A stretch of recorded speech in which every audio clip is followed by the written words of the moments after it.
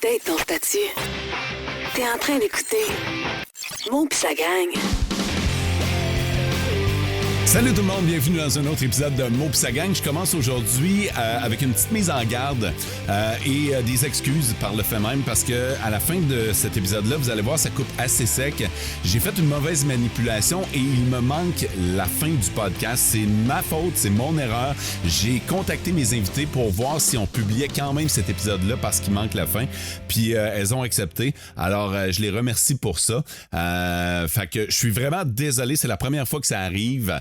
J'espère que c'est la dernière aussi. Épisode qui est présenté par mes sauces barbecue. Vous voulez de la bonne sauce barbecue régionale, sauce et épices. C'est disponible en ligne sur le bonbarbecue.com, BONBBQ.com. Je vous souhaite une bonne écoute. Aujourd'hui, je suis super content parce qu'on va peut-être démystifier un peu ce dont ça nous est arrivé de parler, mais brièvement par le passé, c'est-à-dire la DPJ. Parce qu'on a quelqu'un qui travaille à la DPJ et on a quelqu'un aujourd'hui qui a bénéficié de la DPJ. Mes invités aujourd'hui, c'est Sarah Lee et Sarah. Deux personnes complètement différentes. Là. Tout d'abord, je vais commencer par la plus jeune, Sarah. Salut. Allô. Merci d'avoir accepté l'invitation. Sarah Lee, oui. Salut. Bonjour. C'est toi qui es l'intervenante. Ton titre officiel, c'est quoi? Intervenante ressources. Intervenante. Pour les familles d'accueil. Ça fait quoi dans le concret? Dans le concret, en fait, on recrute des familles d'accueil, je les supporte, je les aide dans leur rôle là, concrètement. Là. OK. Pourquoi tu es allé vers ce métier-là, toi? J'ai toujours eu un intérêt par rapport à la DPJ, là, en fait, là, la protection de la jeunesse. Mm-hmm. Puis, j'ai eu une opportunité d'accéder à un poste qui était relié à ça. Puis, j'ai adoré l'expérience, puis je suis jamais partie. OK. Finalement, ouais. Puis, mettons, là, quand on parle de la DPJ, là, on va se le dire, là, c'est pas tout le temps positif. Là. Mm-hmm. On entend souvent parler de la DPJ. Est-ce que tu avais cette perception-là toi-même avant d'y travailler? J'avais pas nécessairement de préjugés, non. Je voyais vraiment ça comme on veut aider les enfants, les adolescents, puis on est là pour les accompagner. Donc non, j'avais pas une vision négative. OK, OK. Mais tu es consciente que ça existe? Oui, Ouais, tout à ouais. fait. Et c'est ça aujourd'hui qu'on va faire, c'est qu'on va essayer de démystifier c'est quoi la DPJ, c'est quoi le rôle, comment les gens comme Sarah en bénéficient. Toi, Sarah, ton premier contact avec la DPJ, ça a été à quel âge? J'ai tout le temps eu un dossier d'ouvert avec la DPJ, mais comme le premier que je me souviens, c'est genre 4 ans et demi, 5 ans à peu près. Là. OK. J'étais à peu près dans le maternelle, même avant, j'étais comme... j'étais même pas encore à l'école quand j'ai eu le premier contact avec eux. Là. OK. Tu te souviens pas, j'imagine, à 4 ans. On a-tu des souvenirs à 4 ans? C'est bref, mettons, Ouais. mais j'ai des petits bouts, mais c'est sûr que ça n'a pas été les meilleurs. Quand je les ai rencontrés pour vrai puis qu'ils m'ont ramassé, ça n'a pas été la plus belle des façons. Là, Attends un peu, tu dis quand ils m'ont ramassé. Est-ce qu'on peut mettre les gens en contexte? Comment t'es arrivé là? Ouais, dans le fond, mon dossier est ouvert depuis toujours pas mal. Puis comme, j'étais à l'école, puis dans le fond, sont arrivés comme ça. Mon professeur m'avait dit de rester à l'école. Moi, je comprenais pas ce qui se passait. On m'avait pas averti. Puis après ça, ils m'ont dit là, il y a deux messieurs qui sont arrivés. Ils m'ont ramassé. Ils m'ont dit de venir avec avec eux. Fait que j'ai fait OK. Fait que je les ai suivis et tout. Puis ma soeur était déjà avec eux. Fait que je comprenais pas trop ce qui se passait. Puis on m'a expliqué ma génitrice, je la nomme comme ça parce que c'est plus ma vraie mère. Là. OK.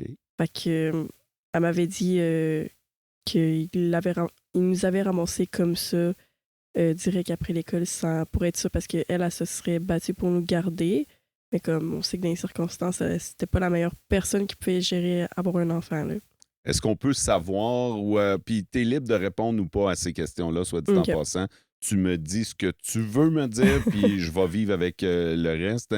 Est-ce qu'on peut en savoir un petit peu plus sur ce qui a mené au fait que tu as été prise à part de celle que tu as appelée ta génitrice? Ouais.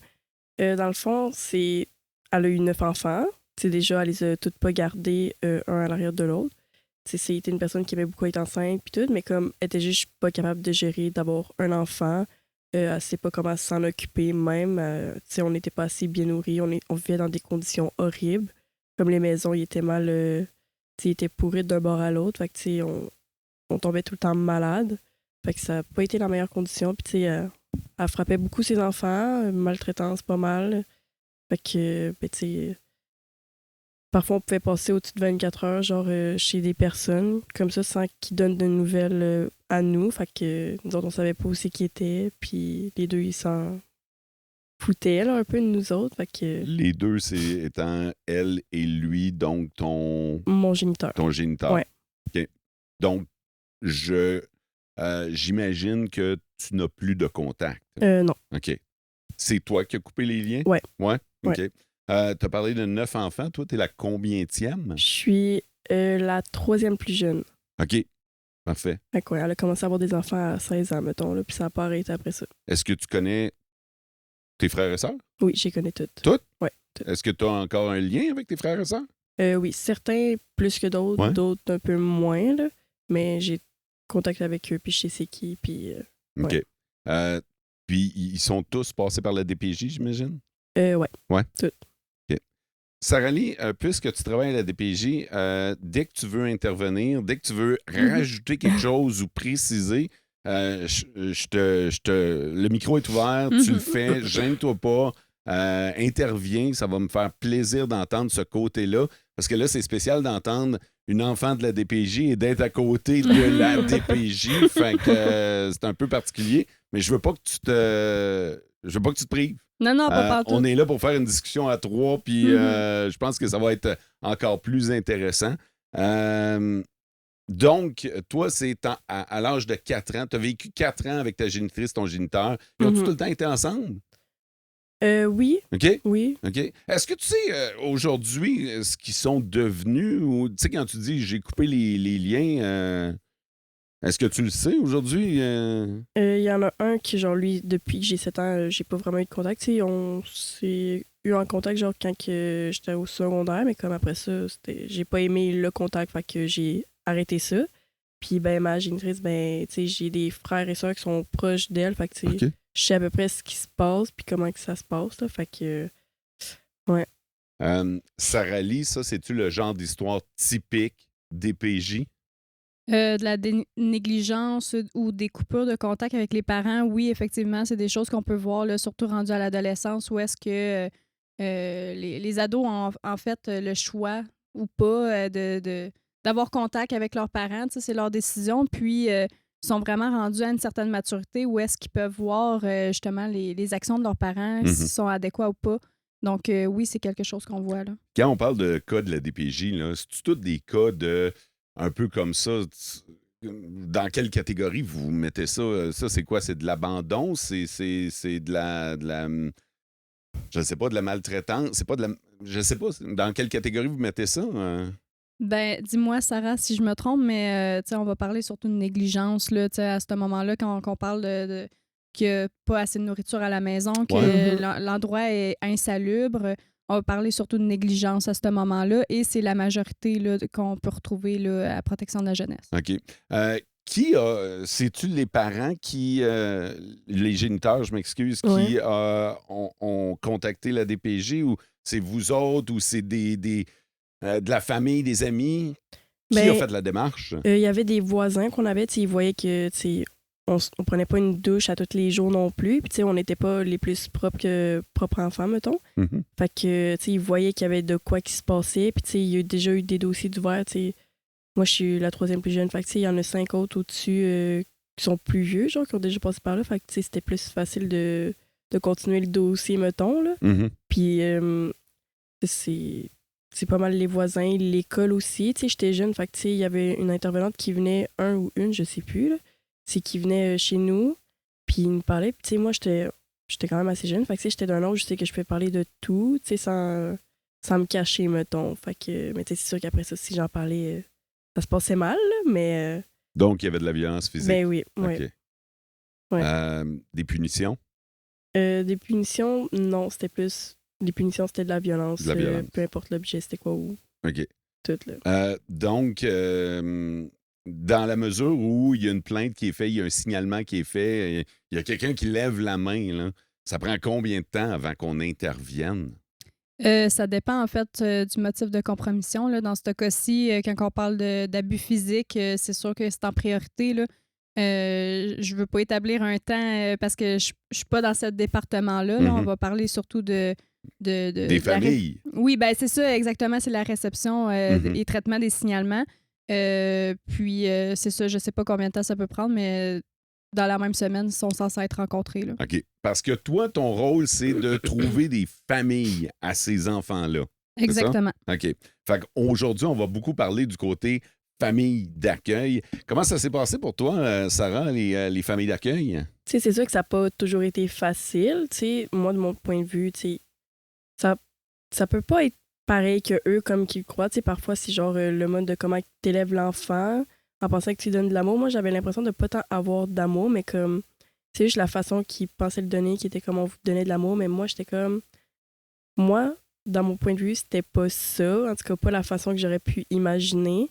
Mais, ouais, sinon, ça a été quand même une expérience. Ma dernière famille d'accueil, ça a été genre pas mal la meilleure. Elle qui m'a appris à être moi-même, à me faire évoluer, puis tout. Et t'en as eu combien, les familles d'accueil, toi? J'en ai eu 3. OK. Ouais. 3 sur une période d'environ quoi? Parce que t'es resté jusqu'à 18 ans? Ouais. OK. Donc, sur une période d'environ 14 ans, 3 familles d'accueil. Ouais, il y en a une que j'ai passé 9 ans, puis de mes 12 ans jusqu'à mes 18 dans ma dernière famille d'accueil. Puis après ça, j'ai eu une petite famille d'accueil un peu sur le côté. Là. OK. Généralement, globalement, tu dirais comment ça s'est passé? Mon enfance, terrible. C'est sûr que ça n'a pas été la meilleure, puis que j'ai vécu pas mal d'affaires, mais comme mon adolescence, j'ai réussi à apprendre de moi-même, puis comme ils ont appris à m'aimer, puis à vivre de moi-même, comment gérer avec les autres, apprendre un peu, puis ben ça me comment je peux dire ça? Pas élevé, là, ça me... Ben, ça t'a forgé? Ouais, ça m'a forgé. OK. Fait que... Puis, quel genre d'enfant t'étais? J'étais le genre d'enfant qui faisait beaucoup de crises, qui était assez intense, mettons, qui pouvait être calme parfois. D'autres choses, c'était très intense. Quand ça faisait pas mon affaire, attendez-vous de le mettons, là. On le savait. Ouais. OK. Fait que c'était quand même quelque chose, là, tu sais. Ma première famille d'accueil, ça, c'était pire expérience à vie, mettons, pour envoyer un enfant là. La deuxième, tu sais, c'était un changement, mettons, mais c'était le fun. On faisait beaucoup de choses, on voyageait. Il y avait des bons moments, beaucoup de bons moments. Vers la fin, c'était plus quelque chose, mettons. Pourquoi? Tu sais, je faisais beaucoup de crises, j'étais presque pas vivable. Tu sais, il y a eu beaucoup de chicanes avec ma vraie sœur. Tu sais, je sais pas si elle va écouter la radio ou pas, mais elle va comprendre c'est qui. Fait que, ouais, ça a été quelque chose. Puis ben, après ça, j'ai changé de famille d'accueil, puis ben, ça a été c'est là un où c'est glow-up, devenu. là. Ouais. C'était quoi? Qu'est-ce qui faisait que c'était différent entre les deux familles? Tu sais, s'il y a eu une famille d'accueil où ça a moins bien été, puis une famille d'accueil où ça a super bien été, c'était quoi la différence entre les deux? La différence, je sais pas trop. Ça dépend quelle différence mettons, là. Mais tu sais, c'est sûr que j'ai vécu beaucoup plus de choses en 9 ans dans toute mon enfance, genre dans une famille d'accueil. Puis l'autre, tu sais, j'ai eu beaucoup de problèmes de déglutition dans la vie. Fait que, tu sais, c'est des problèmes de déglutition. Ça, c'est quoi, ça? C'est genre à propos de la nourriture, tu sais, les textures, puis tout. OK. Fait que, tu sais, dans ma deuxième famille d'accueil, il fallait que je mange mon assiette au complet. Mais, tu sais, il y avait comme des petits pois verts, là. Ouais. Genre un peu courbé des haricots, là. Ça, la texture à l'intérieur, j'étais pas capable de manger ça. Je cachais ça dans ma bouche pour aller le cracher après. OK. Comme j'étais pas capable, mais tu sais, j'étais obligée de finir mon assiette. Puis quand j'ai changé de famille d'accueil, on m'a dit, pour vrai, on sait ce que t'as, mais comme, force-toi pas à manger si t'aimes vraiment pas ça. Puis comme... Fait que déjà là, c'est une pression de moins. Là. Mais oui. Puis tu sais, d'abord, j'aimais pas le riz, puis là, genre, j'en mange, je peux en manger comme ça. Puis comme ça a appris à aimer certains aliments, mettons. Quel genre de personne tu te considères aujourd'hui? Je sais pas trop, honnêtement. Là, c'est une bonne question, hein? Ouais.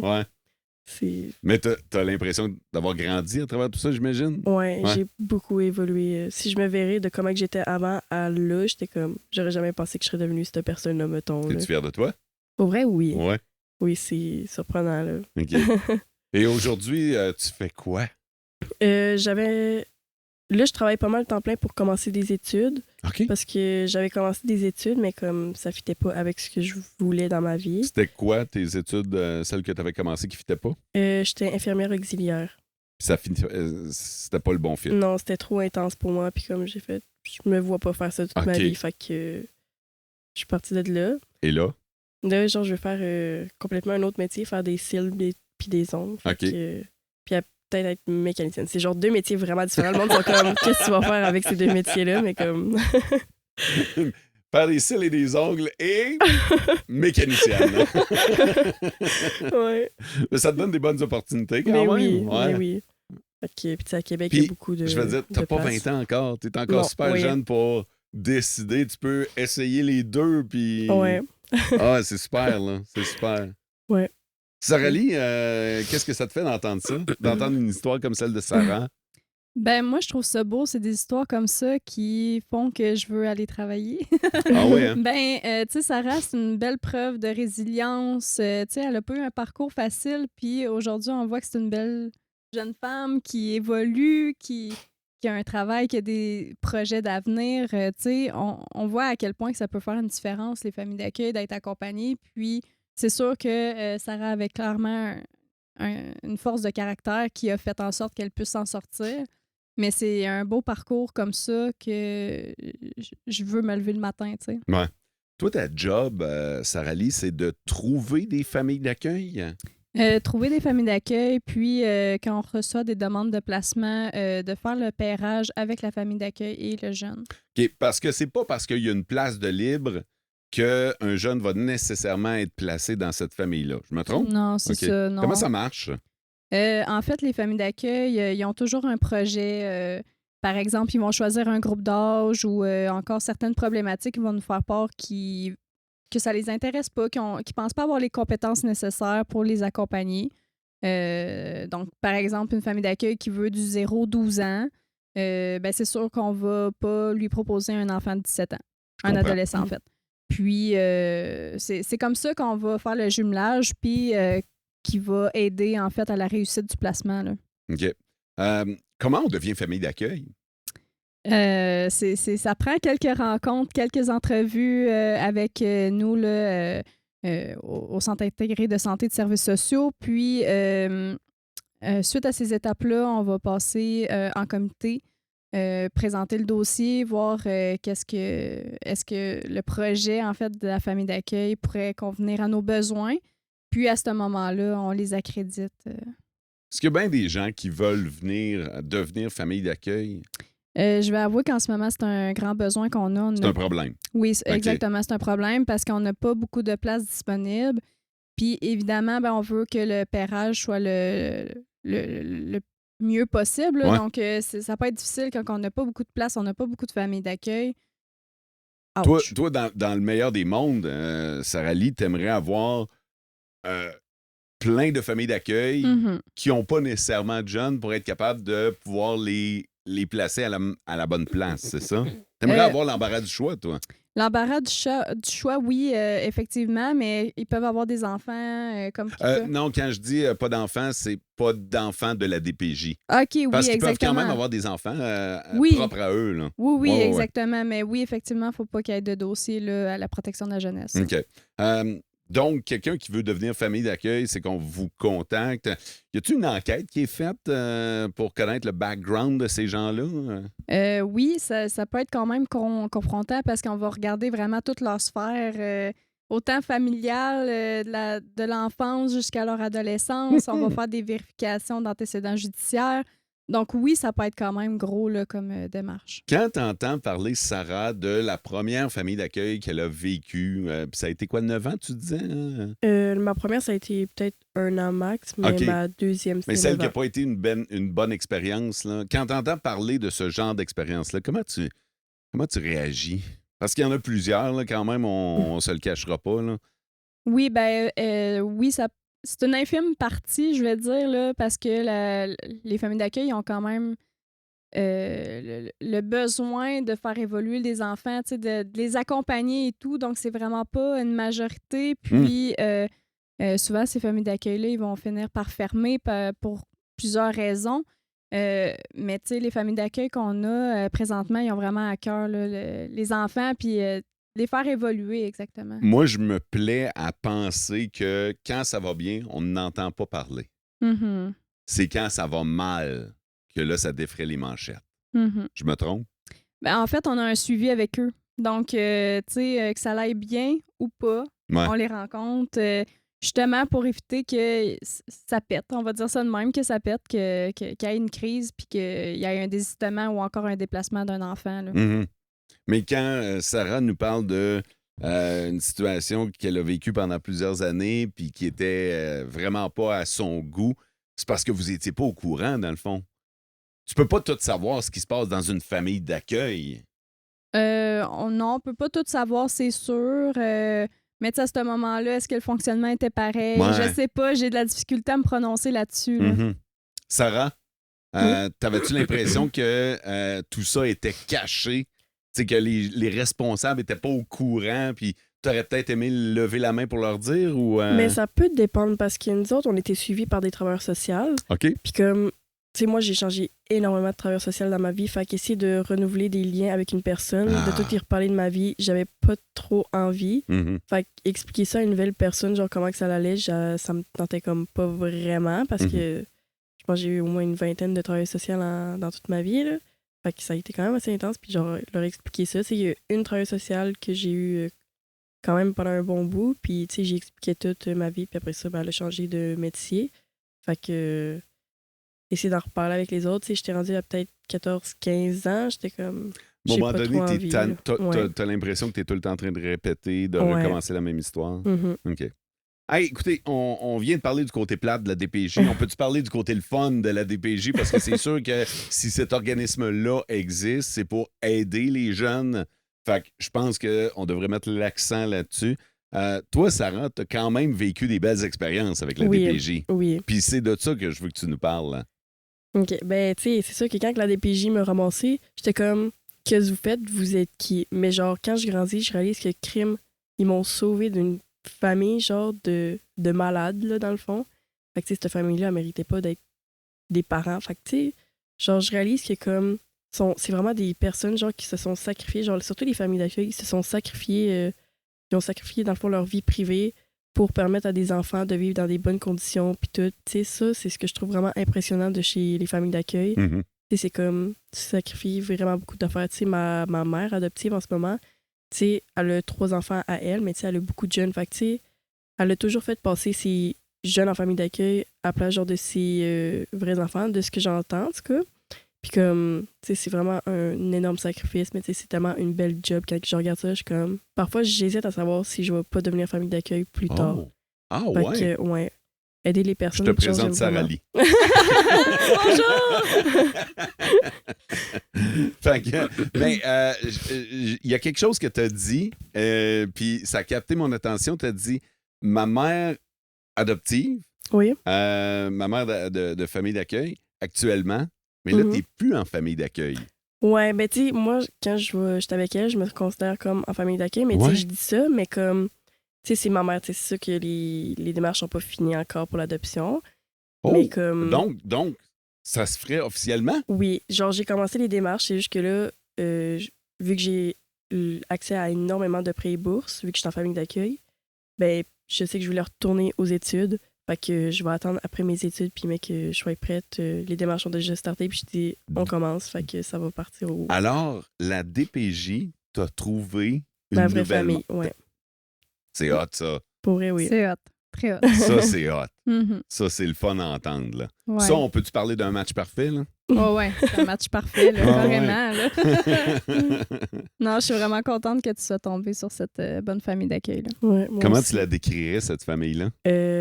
Vraiment, elle aime sa job plus que tout.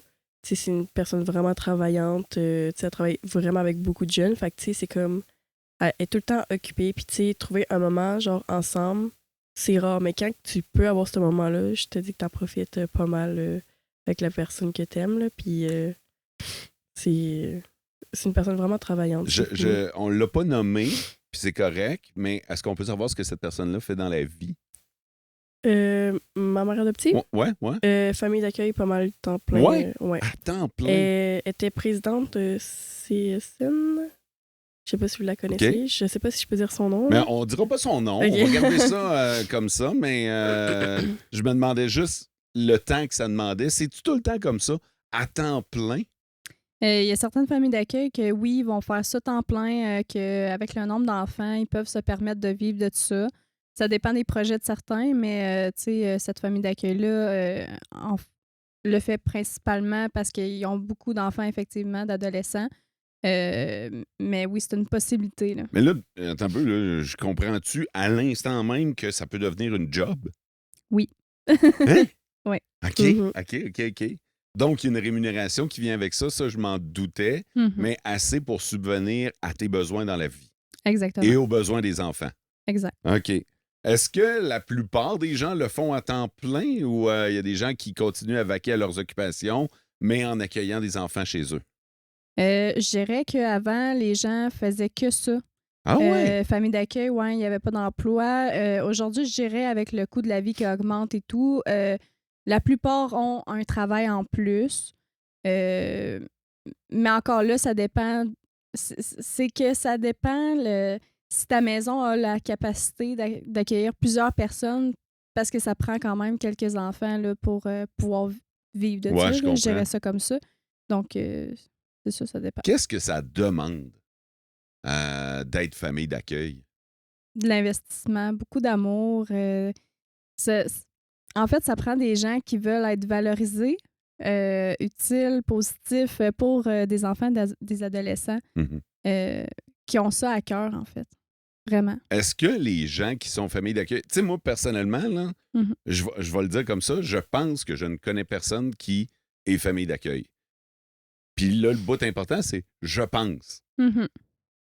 Parce que je le sais peut-être pas, finalement. Oui, ça se peut. Fait que, mais est-ce que les gens le disent normalement qu'ils sont famille d'accueil? Est-ce que c'est tabou? Est-ce que c'est caché? Est-ce qu'ils doivent le cacher ou ils peuvent le dire? C'est effectivement un peu caché parce qu'on veut pas que les enfants soient vus comme des enfants de la protection de la jeunesse qui sont placés en famille d'accueil. Donc oui, on va pas demander d'afficher ça sur tous les toits puis de le crier parce qu'en fait, faut pas... faut garder quand même la confidentialité là, des enfants. OK. Donc, ça implique aussi que à Noël, la photo de famille est pas pareille. Ta photo de famille, elle va peut-être être la même, mais tu ne pourras pas les afficher sur les réseaux sociaux. OK, je comprends. Ouais. Elle va être dans un cadre à la maison. Exactement. Comment tu vivais Noël? Moi, en tout cas, dans ma dernière famille d'accueil, c'était genre ceux qui ont resté en contact avec ma mère. Ils venaient, genre les Noëls, puis tu sais, avant, ils faisaient toutes des photos de groupe tout ensemble. Mais nous autres, on a un groupe sur Facebook, genre juste avec toute notre famille, puis tout le monde, genre qui ont resté en contact. Fait que tu sais, on a ça, puis comme on peut poster un peu n'importe quoi dedans. Fait que tu sais, c'est comme si t'étais sur Facebook, mais comme privé. Privé. Ouais, privé. OK. Fait que, puis tu sais, c'est le fun. Tu sais, moi, j'ai toujours passé les Noëls dans cette famille-là au lieu d'aller dans ma vraie famille, là. Fait que moi, j'ai jamais vécu vraiment de Noël avec ma famille biologique. Fait que moi, les Noëls en DPJ, je suis comme, c'est normal, tu sais, je me suis habituée, là. Il y a toujours, à chaque Noël, une série de reportages, les enfants de la DPJ à Noël, où on trouve, ça vient nous chercher, là. On trouve que ça fait pitié. As-tu l'impression d'avoir fait pitié? Pour vrai, non. Tu sais, le monde sont comme, hey, t'as 2 fois plus de cadeaux, mais comme. Non, mais j'ai là. l'impression que ça doit pas être ça doit pas être cette réalité-là. Ouais. Non, ouais. Tu vis pas dans une famille séparée, t'as une famille puis une autre. Tu sais, l'autre est juste là pour comme te dire, hey, j'existe, là. Mhm. Fait que tu sais, c'est comme, tu sais, t'es prends quand t'es jeune, mais comme, c'est comme pas plus, là. Ouais. Fait que, mais moi, non, j'ai jamais trouvé que je faisais vraiment pitié là-dedans, tu sais, c'est comme, j'ai appris à vivre avec ça, puis genre, j'étais comme, c'est normal. Comment ça se passait à l'école pour toi? C'était-tu gênant? C'était-tu... Est-ce que les gens le savaient autour de toi que...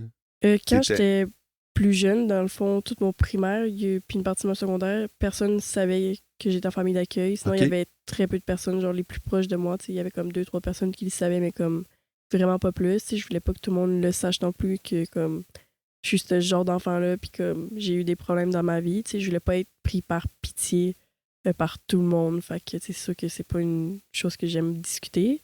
Mais comme, tu sais, là, aujourd'hui, je suis comme... Ça m'a sauvé. Fait que j'aime ça en parler puis expliquer au monde comment que c'est. C'est pour ça que tu as accepté de venir ici aujourd'hui. OK. Sarah Lee, c'est quoi le message que tu veux passer aujourd'hui aux gens qui nous écoutent, là, qui entendent, qui ont décidé de peser sur play pour entendre parler de la DPJ? En fait, c'est de voir à quel point que ça peut faire une différence dans la vie des jeunes, puis que sont tellement utiles, positifs. C'est un investissement, oui, mais à quel point valorisant. On voit à quel point que ça fait vraiment une différence. Il y a des jeunes qui en ont besoin.